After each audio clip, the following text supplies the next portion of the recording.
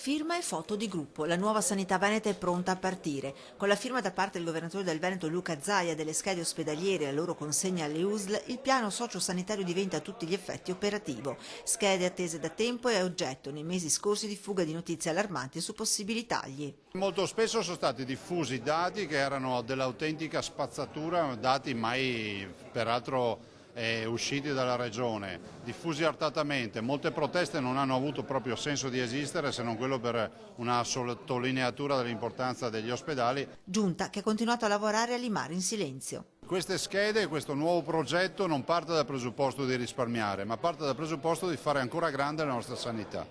Oggi siamo i numeri uno e vogliamo continuare ad esserlo. Schede ospedaliere attese con il fiato più o meno sospeso anche dai vari direttori di aziende e USL del Veneto, tutti soddisfatti e concordi sulla diversificazione delle strutture sul territorio, dagli ospedali hub di riferimento europeo agli SPOC, agli ospedali di comunità, dalle unità riabilitative all'hospice. Obiettivo generale: tenere i pazienti il meno possibile in ospedale. Sui numeri generali non appare ridotto.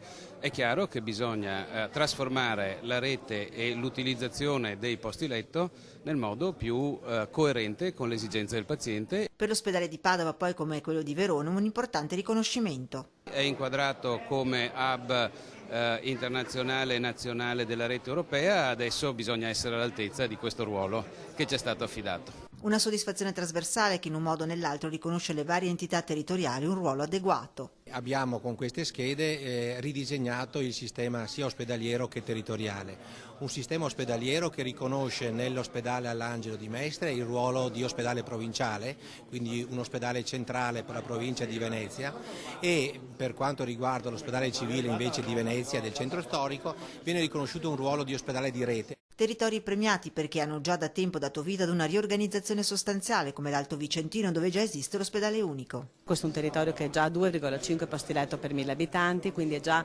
un territorio che ha addirittura dimostrato come l'assistenza ospedaliera con un ospedale snello è possibile ed è efficace ed è di qualità per i cittadini.